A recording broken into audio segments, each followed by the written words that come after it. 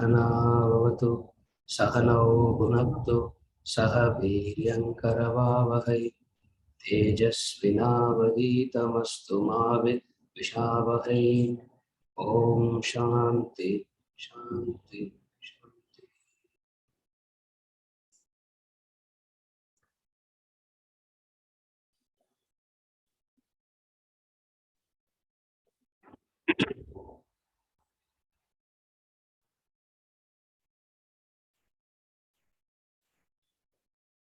We are discussing the chapter, the topic, the Mahavakyas, the four Mahavakyas. We have finished the first two and we are supposed to do the I am Atma Brahma and Aham Brahmasmi. Before we go into that, there is a question which we will take it up and then we'll move on to the text. The question: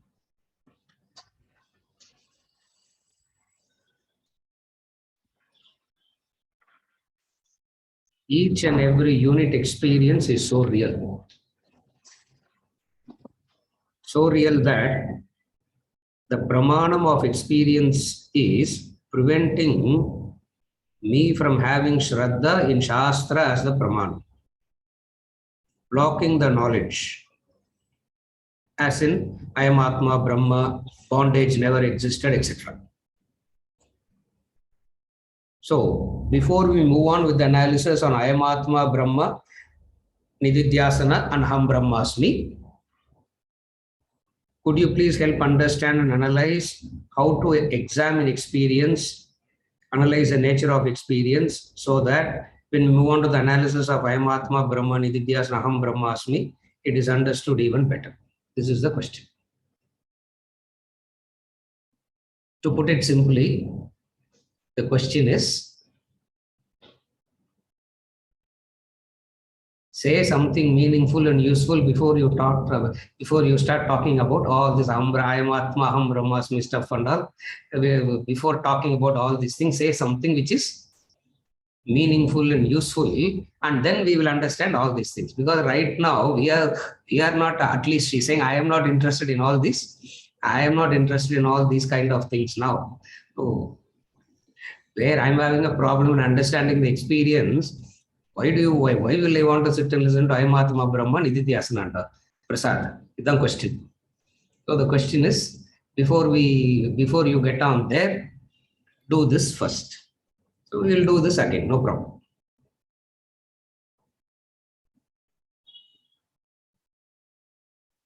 The question that she's asking is, why it is so difficult to accept Shastra as the pramanam when your experiences are proving the contrary? That is the question. Why it is difficult to accept it? Now, to understand this, you have to understand one thing. Your experience are so close to you, it is very difficult to accept what Shastra is saying, because it is more closer to you.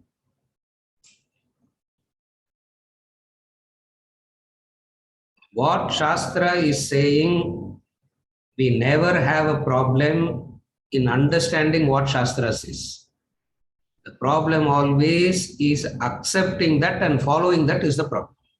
Understanding Shastra is never a problem. All that you got to do is what? You got to know the language in which it is spoken. That's all. As long as it is spoken in the language that you know, you will understand what it is. So what I mean by here is, any knowledge, go from the basics. All knowledges are information, data. Any knowledges, in fact, all knowledges are nothing but data. In the modern day terminology, if you have to use the word, you should use the word. It's data. Understanding the data is not a problem. Accepting the data as a fact is a problem. Are you able to understand the difference between the two? So knowledge, what Shastras gives you, it gives some data about the world. Now, your experiences gives you some data. The Shastra gives you another data. Now you have two sets of data, your experience and the Shastra.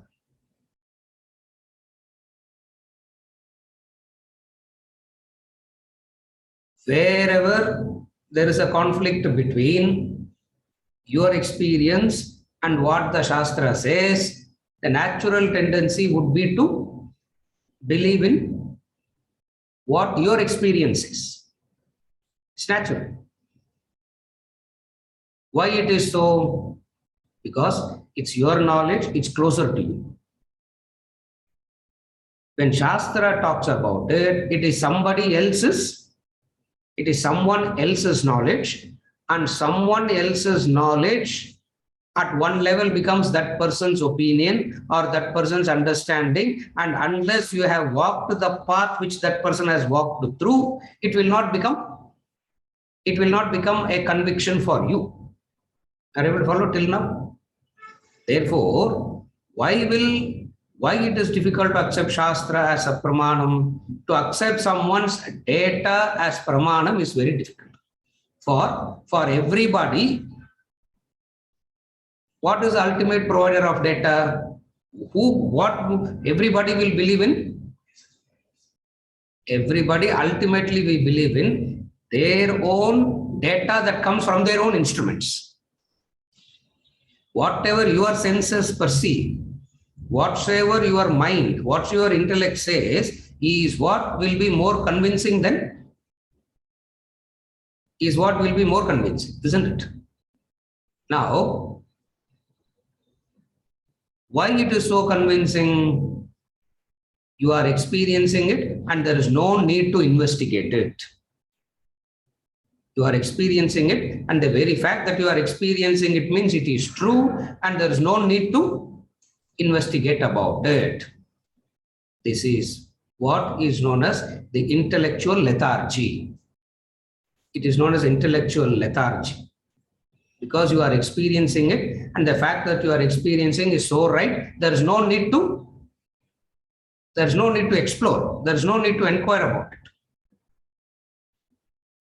All changes in life, all advancements in life happened only when one individual questioned.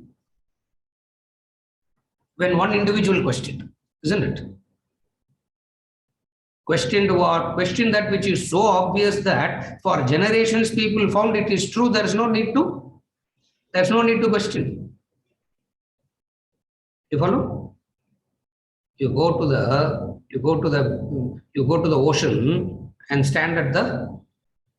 look at the horizon. It looks like, how does it appear? It appears like one straight line and it ends, isn't it? It appears like one straight line. Unless you go to Kanyakumari and stand at the point where you see a larger angle. Where you see a larger angle, even then it doesn't look like the curve and all. It looks like a straight line. It is so obvious that it is a straight line and it ends there. Where is the problem? Why to even examine it? Why to even question it? One person questioned. Are you able to follow? So, in order to accept Shastram as a pramanam, you need to have a training of questioning your experiences. Unless you have the training of questioning your experiences and then come to understand that your instruments aren't reliable, then only you can come to the Shastra. Are you able to follow? You got to question it. In that questioning, you will understand that your instruments are not reliable entities. Why they are not reliable? Because they show you something, they teach you something which isn't a fact. Yeah. That's why the local language Tamil here, we say, don't go by what you see, don't go by what you hear, they say, no. Yeah. You should not. All that you see, you don't go by it. All that you hear, you don't go by it. Why? Because the instruments are not reliable.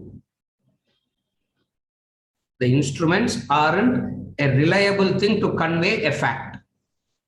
It means you got to employ the instrument of intellect and find out the truths. If not, you will go by your experiences. And if you go by your experiences, that is the intellectual, that is lethargy at the level of the intellect. And most of the human beings, if not all, predominantly, they have an intellectual lethargy. They may not be physically lethargic. They may not be emotional, but then there's what is intellectual lethargy? Not using that instrument, that's all. Lethargy means not using it. If at all it is used for what? To satisfy the demands of the senses and the mind. If at all the instruments are used, that instrument is used only to satisfy the demands of the senses and the mind. Whereas the human being, the intellect, is designed for what? To question. Question what? We say question about everything. Question everything. If you hear the statement, question everything, what should be your instant reaction? You should not say that, no. Question everything means what should be your instant reaction? Why? Some children will do that. I have some children. You said question everything. One fellow will stand up and say, why should we question everything? It means that person is understanding that statement. Question everything. We hear the statement question everything and we take that statement for granted. So when I say question everything, when Vedanta says question everything, where you should start? Why should I question everything? Because there's no need. No, there are so many things that is so obvious. Why do I need to question? Therefore, your experiences becomes real because the questioning doesn't happen. When questioning happens, you will be able to accept Shastra as the Pramanam. Are you able to follow? Psychologically, certain things you will not feel like questioning. Why? Because it looks so childish to do certain things. Because it is so obvious, there is no need to even. No.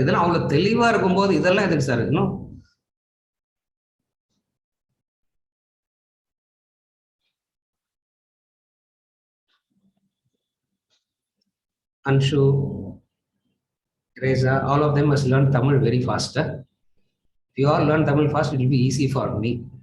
Please. Otherwise, we have to talk in Tamil. So,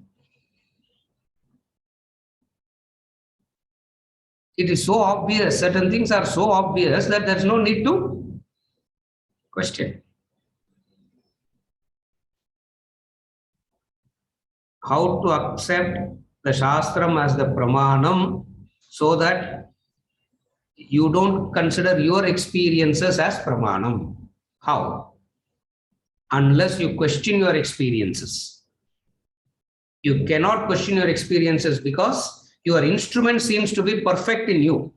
You think your instruments are perfect and instrumental knowledge is complete knowledge. The knowledge that has gone through inquiry, experimentation, and then what comes out finally alone is a fact. Not that you learn through your instruments, because instruments don't give you a fact straight away. Are you able to follow? If what you see is what it is, we don't need teaching. Take it like that, from a common sense standpoint. If what you see is what it is, you don't need, nobody needs teaching. If what you see is what it is, you don't, Krishna is not needed, Shankaracharya is not needed, no masters are needed. If If you know what you see is what it is. Are you able to follow? What do you understand? What you see is not what it is. If what you see is not what it is, then what it is? How will I know that? This is the question. And this questioning brings about a transformation. What is the transformation that it will bring about? You will not go by your independent judgment for everything. Otherwise, for you, your independent judgment is your independent assessment, or your independent judgment is the fact, and that's what you will want to do all the time. Therefore, how to understand and analyze experience? The question, how to understand and analyze experience?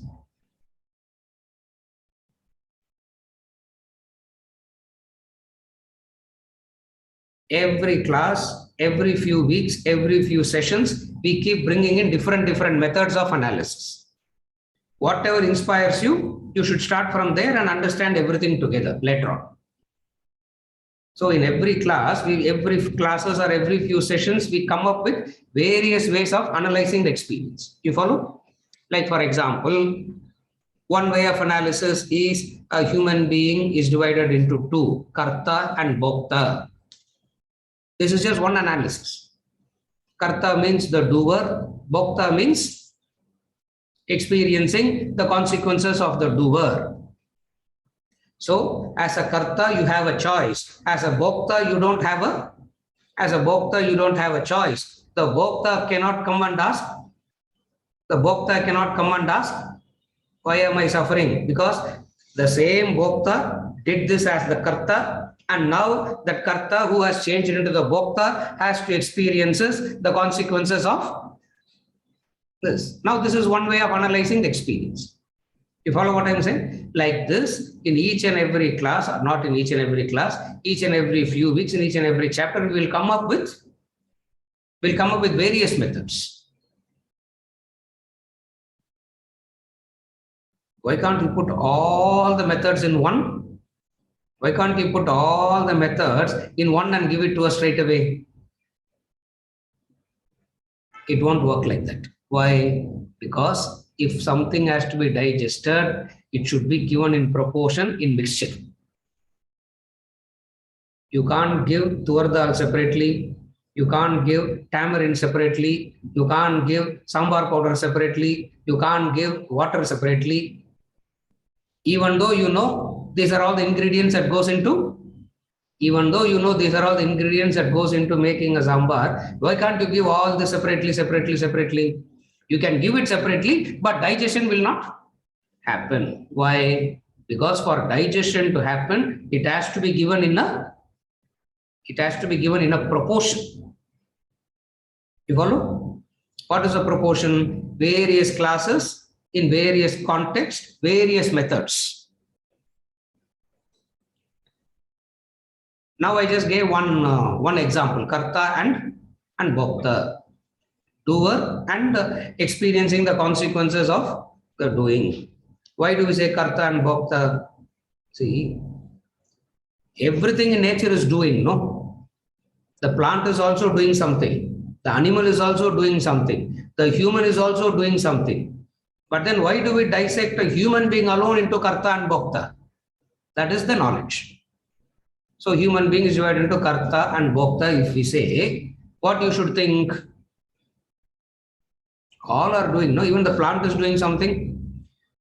To an extent where science goes and says even the so-called lifeless things also are doing something. People will say that no, atoms are moving constantly, this is happening, that is happening. Therefore, just because it is moving, just because it is doing something, do we call that them as karta? Why do we call a human being alone as the karta? The human being alone can be called as the karta, doer, because the human being alone can choose what to do and how to do. Other species can't choose what to do and how to do. A human being alone can do that. For example, if I say, okay, I'm not saying if I say and all, I'm saying clap. Nobody heard me, is it? I said clap, isn't it? So you have a choice to clap, you have a choice not to clap, or you can whistle, isn't it? I don't like clapping, I will whistle. You can say that. So whatsoever is there in front of you, you have a choice to clap, to do or not to do, or to do it otherwise. This is what to do. Another thing, how to do. What is how to do means with what attitude you want to do it. With what attitude you want to do. You want to do it in a selfish way? Do you want to do it in an unselfish way? Do you want to do it in a selfless way? Even though other species are doing, everything is doing things in nature, the word karta is unique only to a human being. Who will give this analysis to you? Biology class will not give you this analysis. Physics class will not give you this analysis. Who does this analysis? The Shastra does it. Are you able to follow? So this is what analyzing experience means. Another way of analyzing experience is physical experience, emotional experience, intellectual experience. Another way of understanding experiences, which is what we are supposed to do at the level of chapter 21. At the level of chapter 21, what are we supposed to do here?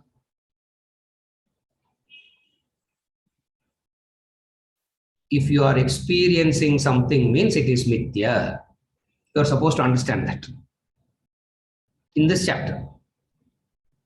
When we finish this chapter and restart the book again, we will talk a different language. In this chapter, what are you supposed to experience? If you are experiencing something, means it is mithya. How can you say that which you are experiencing is mithya? Because it has a beginning, it has an end. It has a beginning, it has an end. Just because it has a beginning and an end, how does that make it mithya? Just because it has a beginning and an end, how does that make it mithya? Even as you are experiencing it, under certain terms, under certain conditions, it appears to be so. Per se, it is not there. Therefore, even as you are experiencing it, it is mithya. Are you able to follow? Just because it is coming, just because it is temporary, agamapayinaha anityaha. Just because it is agamapayinaha, why do you have to call it as anityam? Because it can be temporarily there. No. Even temporarily it is not there, because even if it appears to be temporarily there, because of the presence of instruments in a particular way. Because of the instruments being in a particular way, you see it like that. Supposing if the configuration of the instruments changes, even as you are seeing it, if the configuration of the instrument changes, what will you see? You will see it differently. Therefore, you keep something in front and ask 10 different entities to look at it. You are looking at it, an ant is looking at it, and a giraffe is looking at it. And then what is animals that is awake only in the night? Nocturnal. They are only in the night. They are. Some see only in ultraviolet light. Some see only in infrared. Now there are 10 people looking at the same thing, and all 10 are giving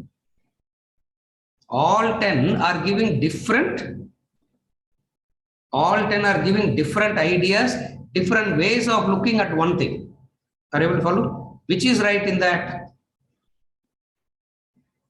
It all depends upon how the instruments are configured, and it makes you see it. Mityam. It's Agama Payinaha, it is Nitya. Another way of analyzing the experience.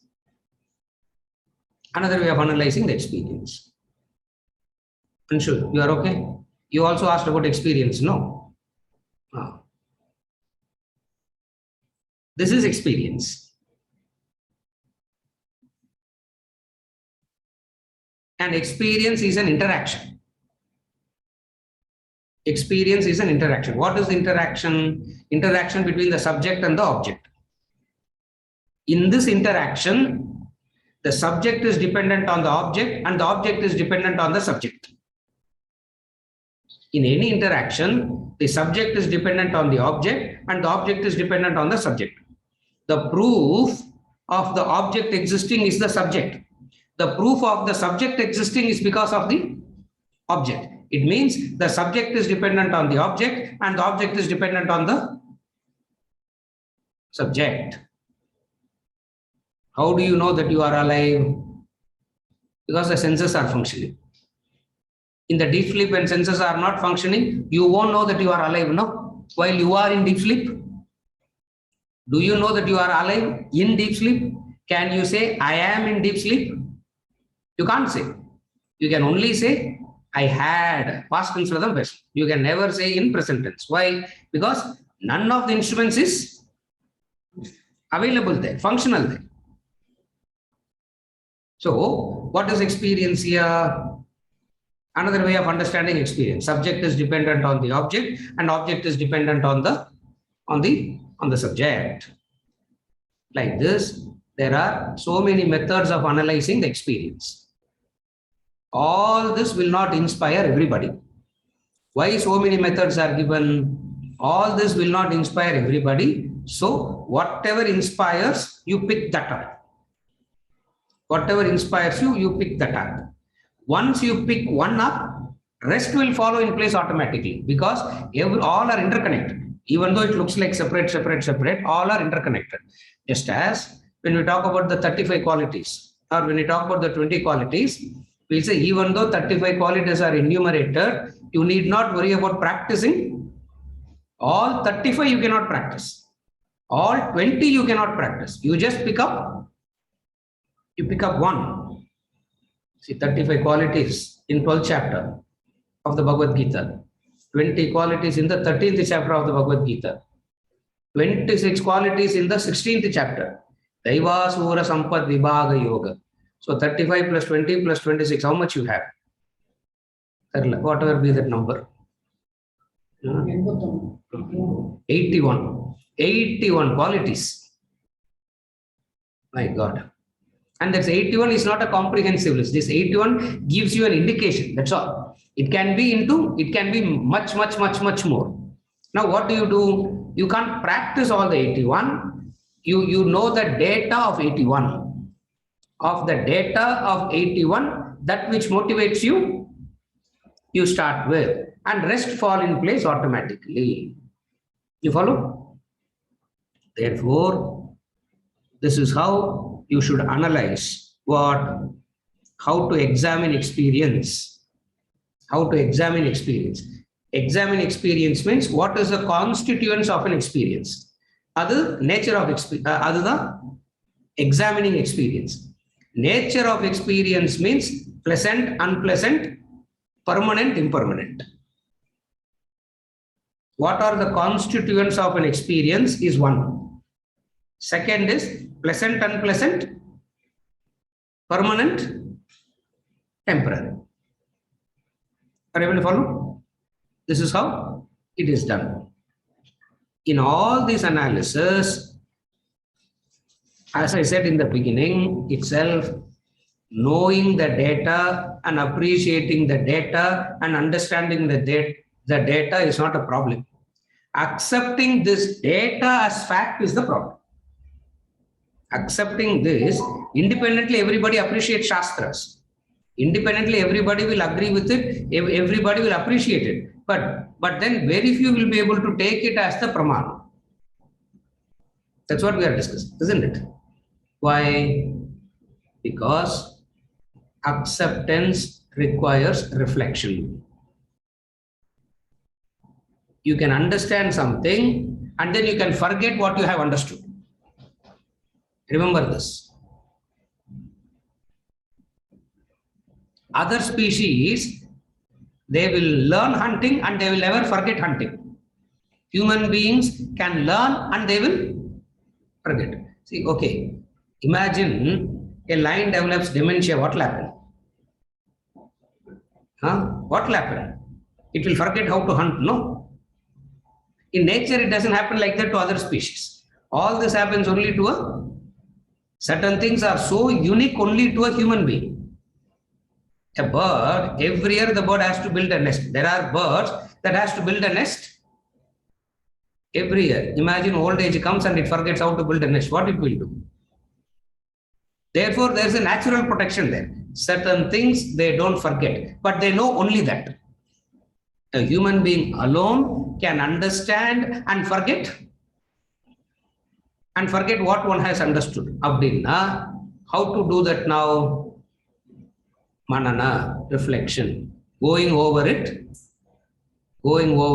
again and again and again. This going over it again and again and again is the most painful aspect of education. Learning, understanding, appreciating is not the painful process. The painful process of any learning is what? Going over the same thing again and again. Why? Because, you say, sir, if I understood means I should be able to practice immediately. No? Can you? This is the ego. This is ignorance saying. A highly ignorant person will say, as soon as I understood it, I should be able to practice it perfectly. Correct? This shows ignorance, this shows greed. This shows ignorance and this shows greed. And human mind is ignorant and greedy. Like, I give the example. 2 years back, 3 years back.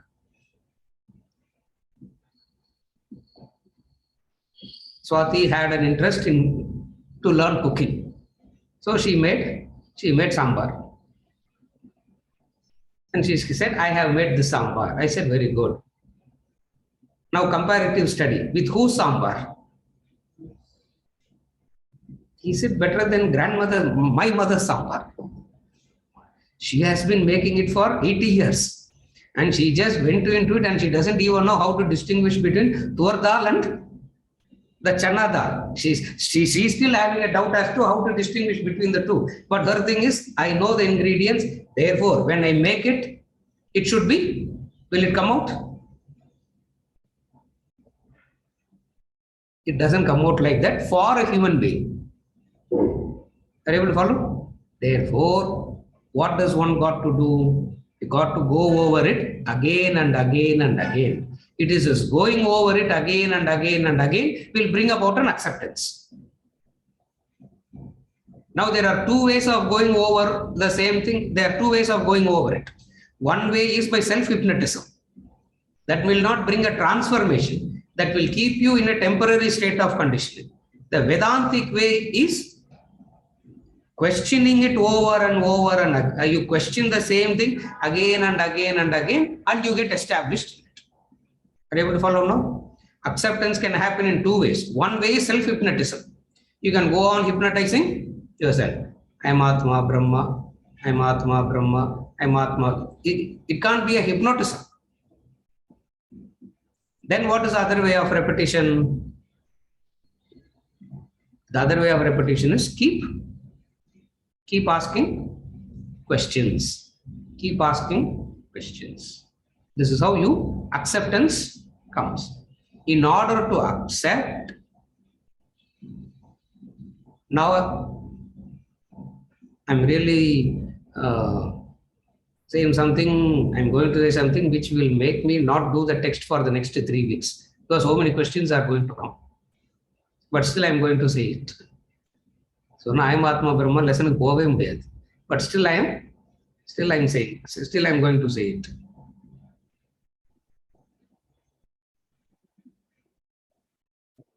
Acceptance is an impartial way of looking at oneself.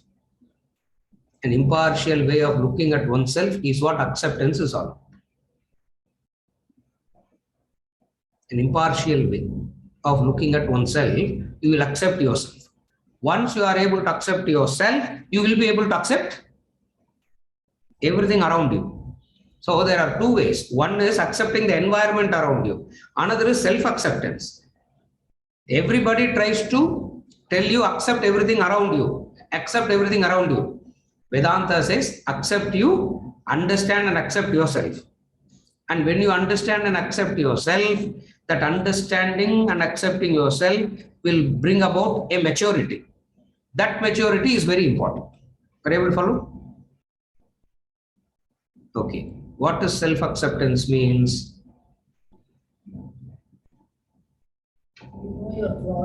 That's all. Self-acceptance means you know that you also have defects. When you know that you also have defects, what you will do?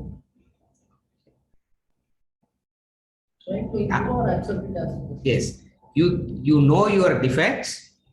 You can justify it by complaining about it as caused by somebody else, or you can say that I can do something and change it. So one is you know a defect. Now what is the cause? One set will say it is caused by the environment. Another set will say it is not caused by the environment. I can do something and get out of it. But nevertheless, what is accepted first? There is a flaw. Step number one, there is a flaw. Step number two, what is the cause? Step number three, how to get out of it. And when you are making an effort to get out of a flaw, you know how difficult it is to get out of a flaw. When you know how difficult it is to get out of a flaw for yourself, that's how it has to be for that's how it has to be for everybody around you. Therefore, what would be your relationship with everybody around you? Compassion. One of love and compassion. Are you able to follow? What is accepting yourself means? Accepting defects. But I have positive traits also, no sir. That anyway you are over-exaggerating it about yourself. So we need not talk about that at all.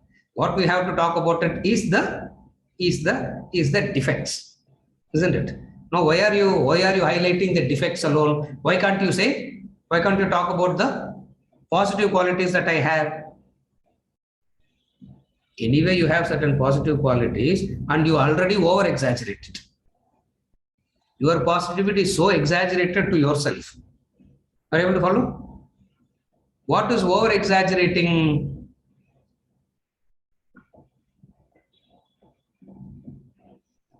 Little bit of positive guna you have and you think you are only that, no?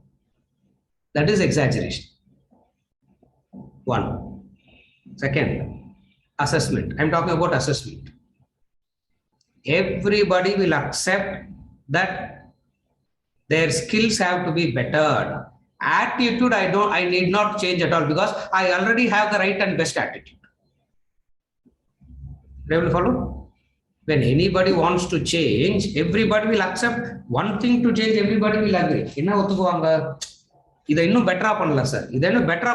I will agree. But what nobody wants to agree? Don't talk about my attitude and all, because as I am now, my attitudes are what? Perfect. It doesn't need any other refinement. So I need a betterment in my skill. The other needs a betterment in attitude. Oh, correct. Are you able to follow? I need a betterment in skill. Other needs betterment in attitude. If there are 5 people in a house and all 5 are thinking like this, what will happen in that house? Vasanthi, what will happen? Whatever is happening, isn't it? Whatever is happening is what will happen. Yeah, Kurukshetra only will happen. And how can a Krishna come to each and every house? He can't come to each and every house. No, therefore what he gave the knowledge out. Through that knowledge is available in each and every house is available through this knowledge. And this knowledge should not be in the book. This knowledge should be in the buddhi. This knowledge should not be available as a book in the library. This knowledge should be available in the buddhi. Once you know how difficult it is to gain this knowledge, bahunam janmanam ante jnanavan mam prapadyate. You have to go through this process again and again for many janmas. If this is what is the case, you accept yourself. Are you able to follow? If you are able to accept yourself, you will be able to accept the others.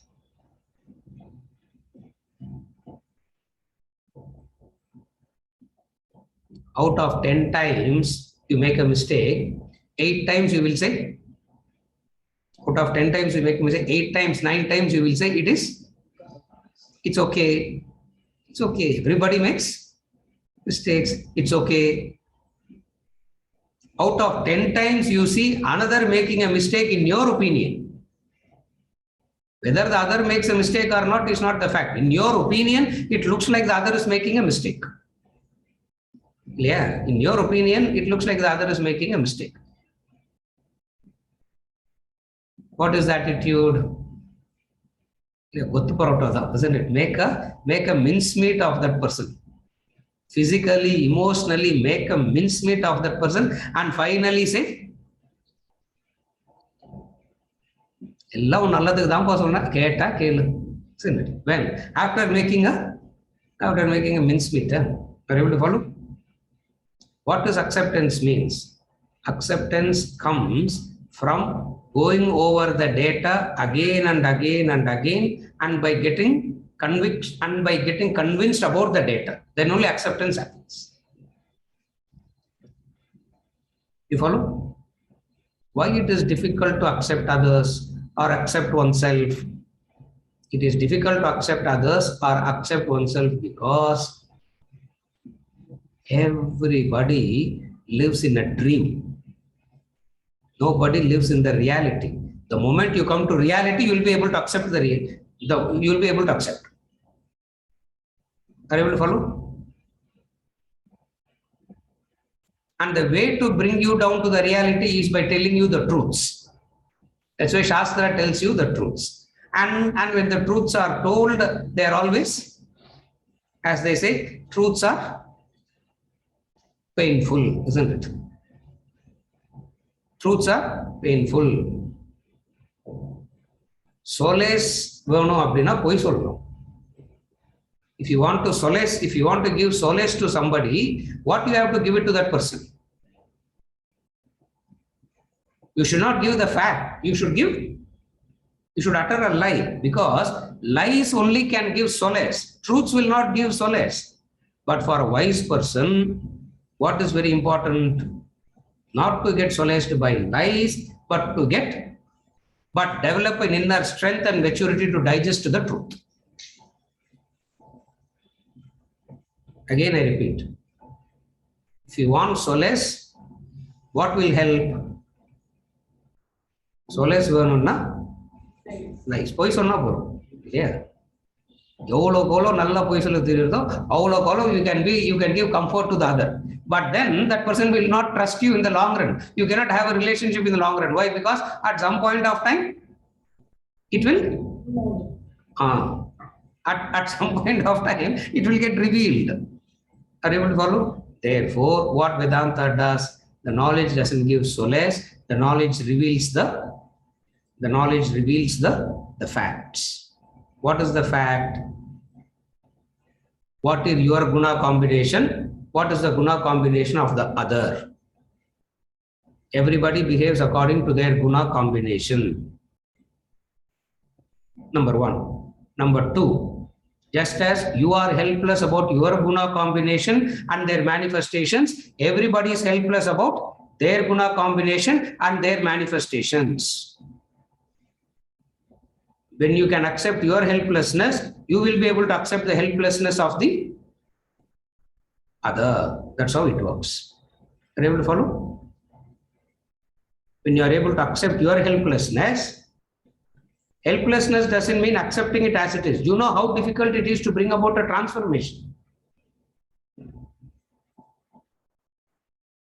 Therefore, what happens? You will be kind and loving to yourself, and you will be kind and loving to others. Acceptance doesn't mean you will not make an effort to change. Understand that. Always, acceptance doesn't mean you will not make an effort to change. Just as the mother understands the child, but will not hate the child for that understanding. She will understand the child. She'll accept the child. She will not hate the child for the mistake, but she will try to correct. Yeah.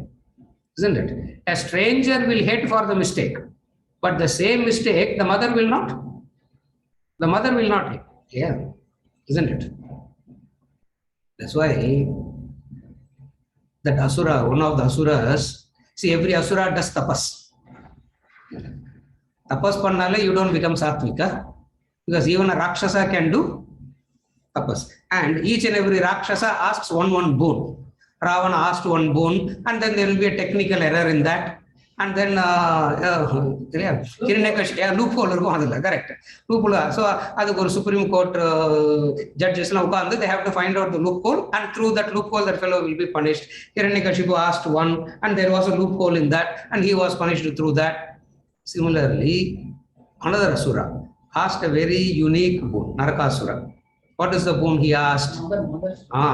My mother should kill me willingly. Which mother will kill the child willingly? No mother will do that. Why? They will want to change the child, but they will not want to. And then Narakasura asked for that boon. And he got that boon also. And mother killed that asura. South India, that's why we celebrate Diwali for that. North India, they celebrate Diwali for a different reason. But everybody celebrates. That's our story. Why do we celebrate Diwali? This asura was killed.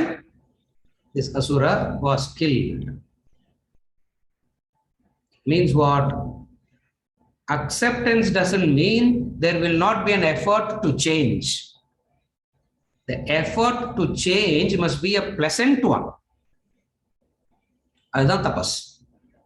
Tapas is the effort you make to change. And that effort should be a pleasant one. That effort should not sit on you as a pain. It should be a pleasant one. How can effort be made pleasant? That is the knowledge. Effort has to be made pleasant.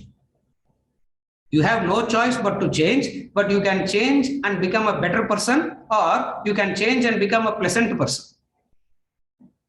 Nevertheless, change will happen. Are you able to follow? Change will happen, but the change can make you a better person, or the change can make you a pleasant one. In Vedanta, what are we trying? We want a change, and the change must be a pleasant one.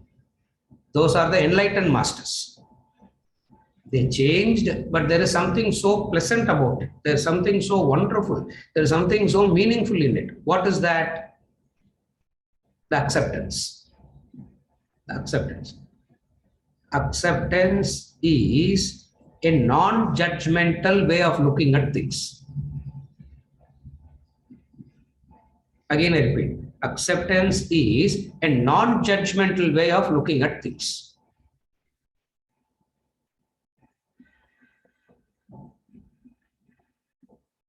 Judge not others.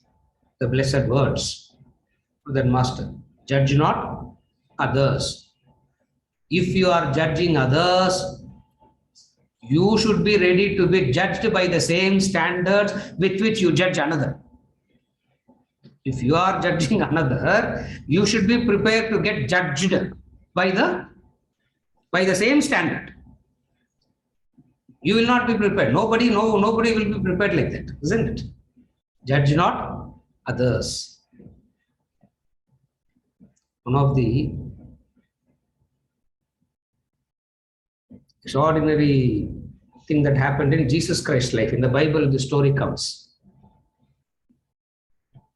The meeting between Mary Magdalene and Jesus Christ.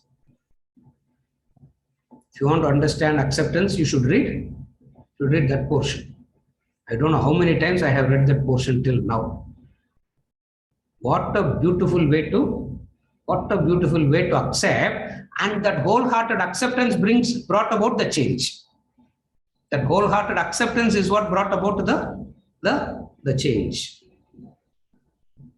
The Bible narrates it. This is how it's there. On a particular evening, Jesus Christ was sitting by the river banks. Sitting by the river banks, dried river. Maybe non-perennial river. So it got dried up. Only during rainy times it will be there, the rest of the times it will be dry. So he was sitting on the banks of the river. Okay. When you go to the river, when there is water, what will you do? You will swim. When there is no water, and when you go to the river, what will you do? You will play with the sand. And Christ was playing with the sand. That's how the Testament talks about it. Christ was playing with the sand. As he was playing with the sand, the group of people came. A group of people came, bringing along a lady. Christ didn't even look up there. He was still continuing to play with the sand. He was still doing that only. The question. This lady was caught red-handed in the act of adultery.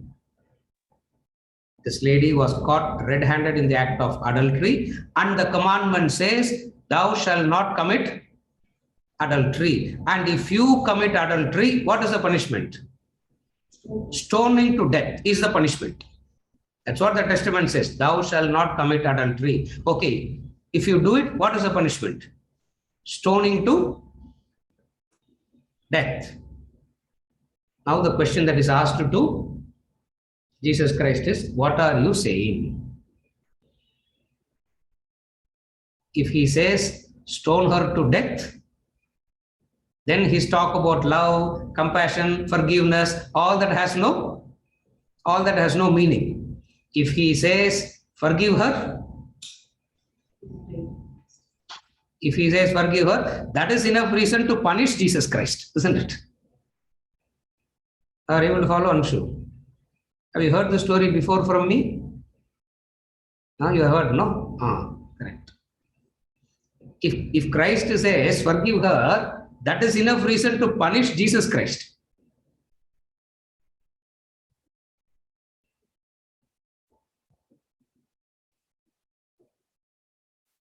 You can't corner a madman, you can't corner a wise man. Huh? Madman also you cannot corner, a wise man also you cannot corner. And Christ knew the way out.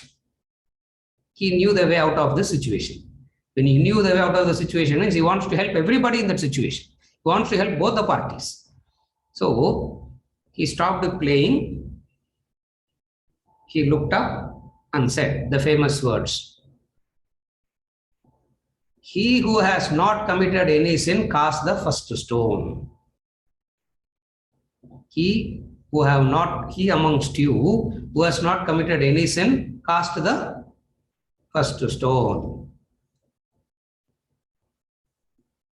And the man who is saying this has not committed any sin. Remember this. The man who is making this statement has not committed any sin, and he has all the right according to the law to take the stone and hit her. Is it? He amongst you, he has segregated himself from the rest. He's saying, you guys are different, I am different. So since you guys are having a problem dealing with it, what is your problem? Immorality is the problem. Since immorality is the problem, he amongst you who has not committed any sin, cast the first stone. And then he continued to play. bitten by their own conscience, one by one left. Bitten by their own conscience, one by one left. And you know who was in the crowd? That's what the Bible says. You know who was in the crowd? The Mother Mary was in the crowd. Bitten by their own, she should have taken a stone and hit her. No. Bitten by their own conscience, everybody left. For everybody has sinned. Now there are only two. Who are the two? Jesus Christ and Mary Magdalene.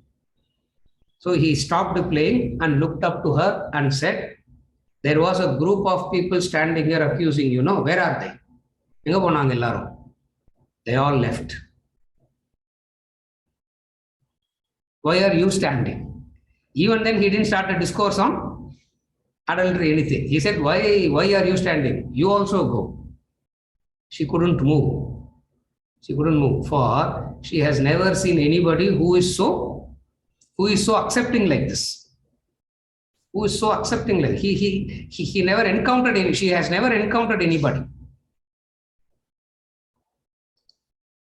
She couldn't move. She stood and then asked, what is the way out?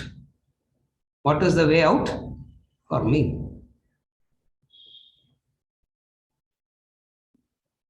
And the noblest answer he gave, and nobody can give a better answer than that. The best answer he gave, and nobody on earth can give a better answer than that. If you think you have committed any sin, sin no more. Don't worry about what you have sinned. If you think you have committed any sin, sin no more. Are you okay till now? If you have made an attempt not to sin anymore, you will understand how difficult it is. Correct, no? Teju, correct, isn't it? How difficult it is. Because the mind doesn't allow you. It comes back again and again. So hard to upset you. So hard to upset the apple cart. It comes back with that intensity again and again. What is understanding here?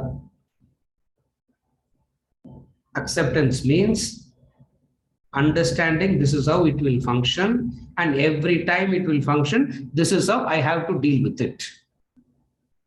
Are you able to follow? This is how it will function. And every time it manifests, this is how I have to deal with it every time.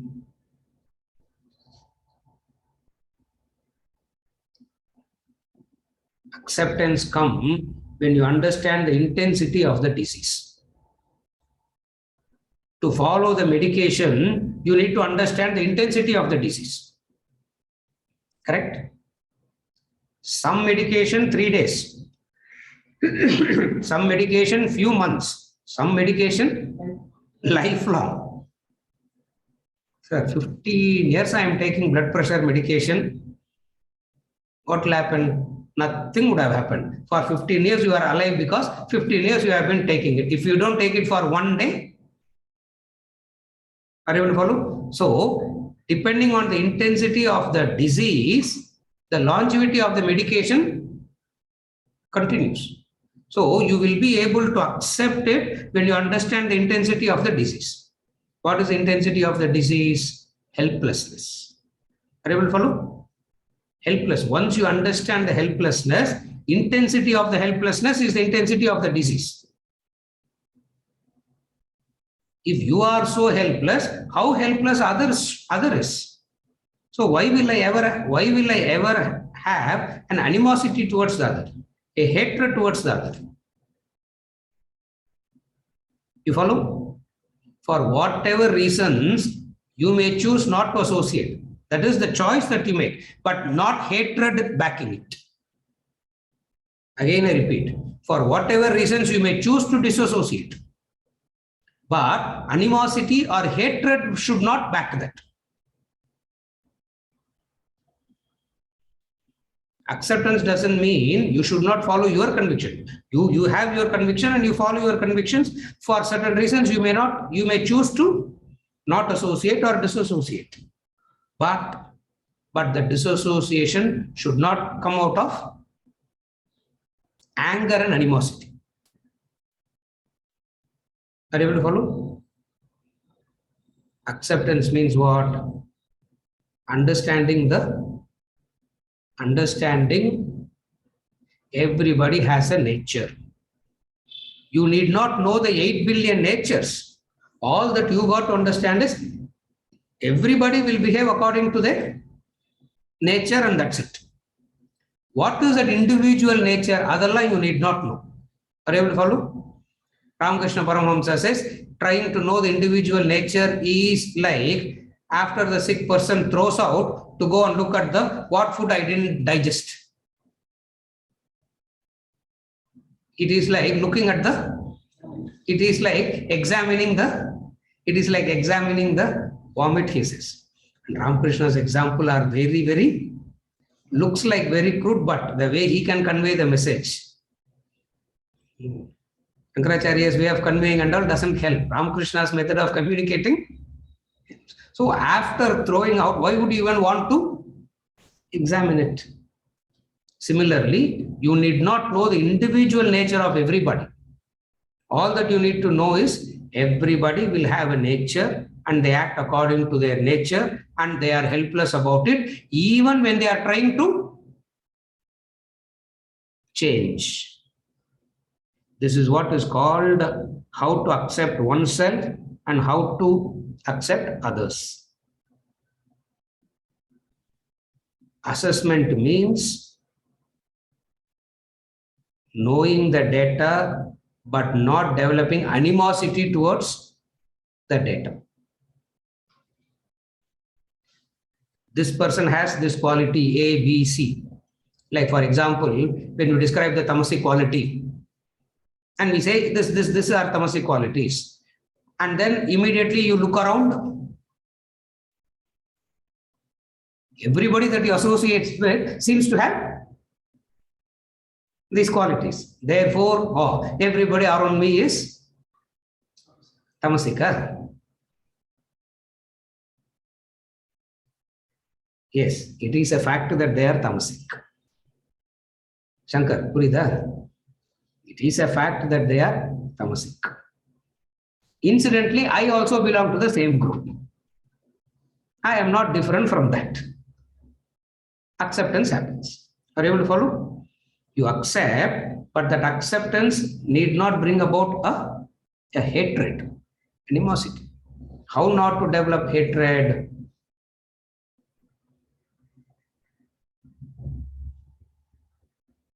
Hatred is when you are highly opinionated, you will develop hatred. Again, I repeat, when you are highly opinionated, you will develop hatred because nobody fits into your opinions. So how not to develop hatred? Do not be so opinionated. Opinionated means what is right, what is wrong, what is good, what is bad, what should everybody do, what should not everybody do. You have that? You have the complete list, isn't it? From where did you get this list? From where did you get this list? Your raga dvesha, your conditioning. Society conditioning, your raga dvesha, your individual likes and dislikes. So all this is because of two, what is conditioning by the society and your individual raga dvesha. So you got to be alert to both and then look at it from how Shastra says it. And how Shastra says it? It says these are the qualities. There has to be a change, but you need not develop hatred or animosity towards it.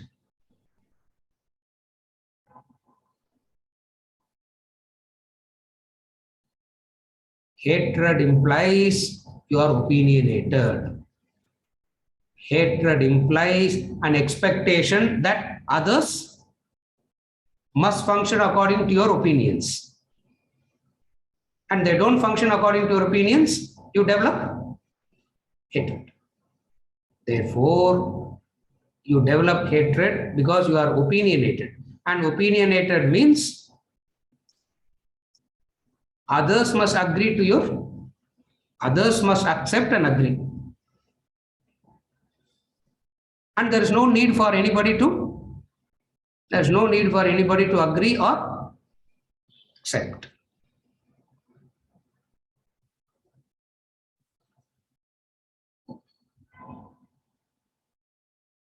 Since the question was, don't go into aham, I am Atma Brahma Nididhyasana, aham Brahmasmi. A command was given to me before the class. And I have to obey the command, isn't it? And I obeyed the command. By not going into aham Brahmasmi, Nididhyasana, I am Atma Brahma and all, I didn't go into. Next week we will continue with I am Atma Brahma Nididhyasana, aham Brahmasmi. We will continue that. Is it okay? With this, we conclude for